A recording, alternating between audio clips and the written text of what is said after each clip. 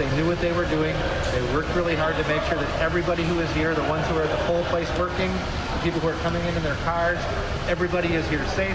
They have very minimal exposure. Actually, there's less exposure here than you would get if you went to the grocery store or you went to Walmart. You can come to a polling place and do it safely. You have the ability to do curbside voting just like they're doing here, even if it's in a different municipality without drive-up voting. You can request that the person come out. They'll deliver you a ballot. They'll check your ID.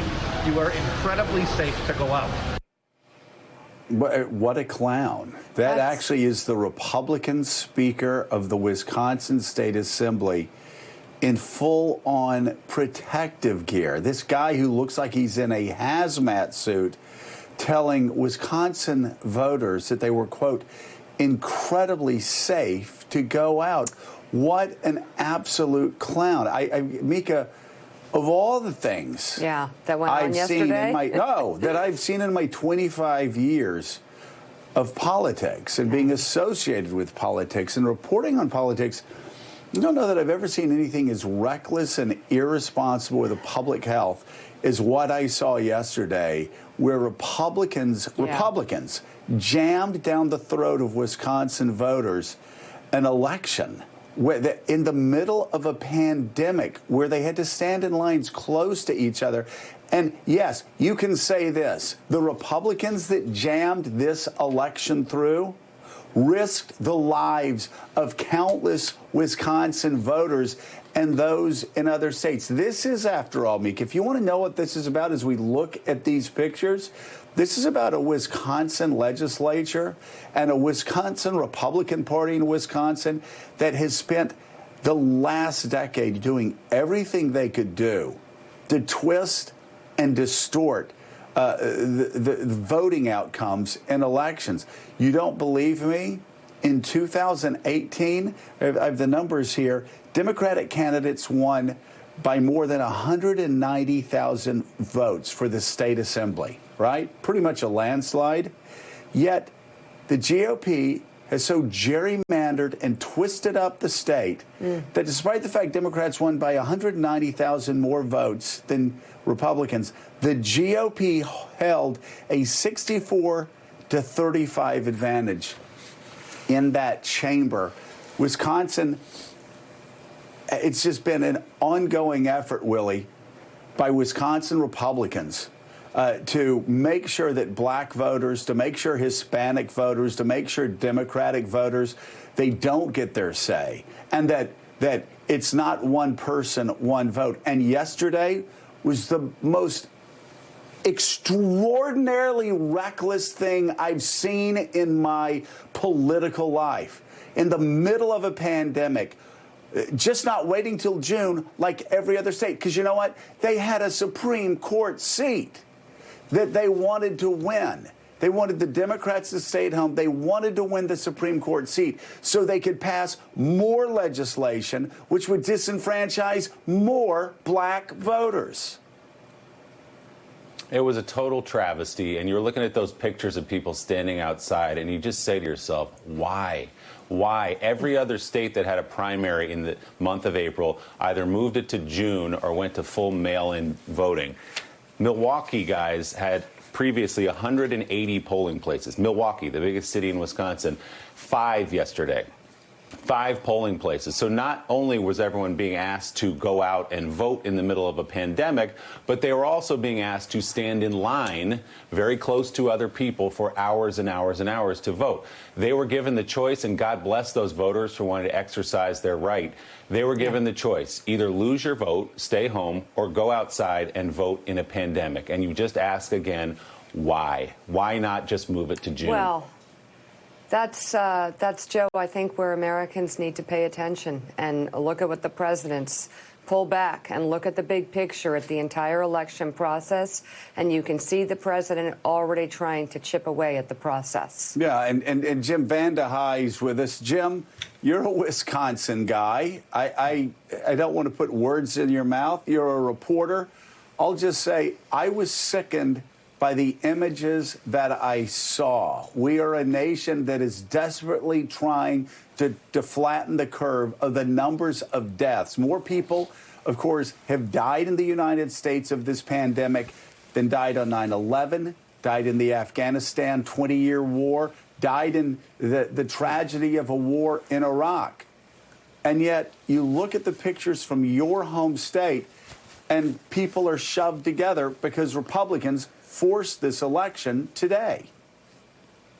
About 100 people have died in Wisconsin, half of those in Milwaukee, where, as Willie pointed out, there's only 5 polling places instead of 180 that you would typically have. The reason people should pay attention to this is this could really become a national crisis come Election Day in November. Because if we have a resurgence of this virus, this is going to play out in 50 different states. And you had the President of the United States yesterday saying that mail-in voting is inherently corrupt, right. and you're having all these states have to make this choice between one and the other. And Wisconsin is often a microcosm because Wisconsin used to have like pretty moderate politics. It used to be defined by people like Governor Tommy Thompson, and over the last 15 years has become very partisan. The Republican Party there very conservative, very reliant, as you pointed out, on the state Supreme Court to be able to back the things that they're trying to do. And now you saw the manifestation of it. And not to get too far in the weeds, the Supreme Court that said that they wouldn't allow for the extension of absentee voting that allowed yesterday to unfold the way it did. They were basically saying, listen, it's a technical matter to the conservatives on the court, saying they just don't think that a governor, in this case a Democratic governor, but they're saying any governor should be able to rewrite the election rules one way or the other. And if they apply that, or if you even look at what the Supreme Court's been doing in general on voting rights, you could see a mess come Election Day because we're expecting a record number of court challenges on both sides to different aspects of voting rights for individuals. So, and if, you think about the conversation you were just having, Jim, with Yasmin, I mean, this pandemic we are in right now, it is not safe to go out and stand in long lines and vote, and it won't be for quite some time. We're looking at many months of life being completely uprooted. Our children are not in school.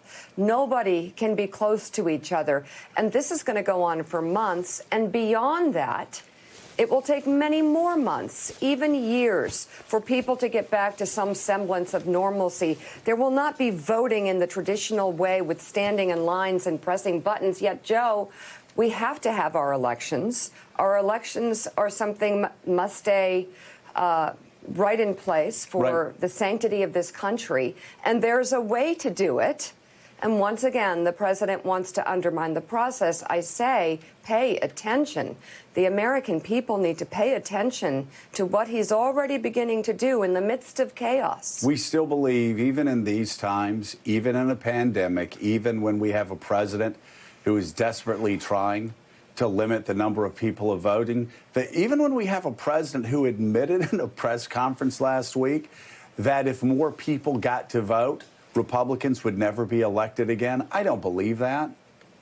But that's his mindset. He believes if more Americans vote, that that's a bad thing for Republicans. He said it. The Speaker of the House of Georgia said it. Republican Speaker of the House said, if you get more people out voting, Republicans won't win elections. Well, that same president who we've been showing you this week, all the lies, when he says things like, oh, nobody ever saw this coming. And we show all the lies, how in early January, everybody in his administration saw this coming, how in 2019, the Department of HHS Secretary Azar was asked what kept him awake at night. He said, the coming pandemic is keeping me awake at night when we have the next pandemic, and it's keeping everybody in this room awake at night. How in 2015, Bill Gates predicted exactly what's happening now is going to happen and said we were ill prepared for it. George Bush in 2005 doing the same thing, being obsessed with the next pandemic that came to the United States. They have known. They saw it coming. Yesterday, Donald Trump lying, and we'll show you this, saying, oh, I believe the same thing Peter Navarro believed, that this was going to be a terrible pandemic that could kill up to 500,000 people. We've got all the quotes, Mr. President. We've got all the receipts. We've got you saying, of course, at the same exact time that there was nothing to do. It is one person. Then you said it was 11 per people. Then it was 15. It was all going away. Well, on this mail-in voting, where the president said last week that it was all, oh, this is horrible, mail-in voting. It's terrible if we do it. Well, Republicans will never win an election again. And then he starts to lie. Yeah. He starts to lie to you again, saying how fraudulent mail-in voting can be, despite the fact 50 million Americans did it 4 years